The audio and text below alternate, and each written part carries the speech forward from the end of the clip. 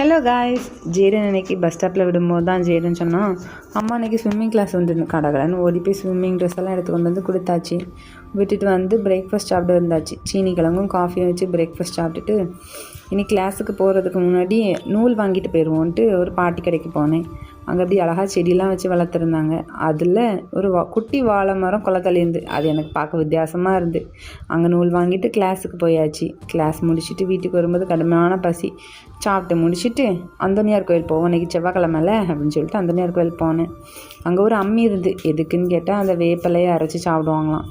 அதனால் அதை வச்சுருக்காங்கன்னு சொன்னாங்க. அதை பார்த்துட்டு நல்லா ப்ரேயர்லாம் பண்ணிவிட்டு வீட்டுக்கு வந்து க்ரோஷெட் பண்ண ஆரம்பித்தாச்சு. இன்றைக்கி மேம் இப்படி அழகான இந்த பேட்டர்ன் சொல்லி தந்தாங்க. அதை முடிச்சுட்டு ஸ்டாப்பில் ஜேடனுக்காக வெயிட் பண்ணும்போது லக்ஷு பாய் சொல்லிட்டு போனான். அதை அவனை பிக்கப் பண்ணிவிட்டு வாக்கிங் போயாச்சு, நானும் என் ஃப்ரெண்டும்.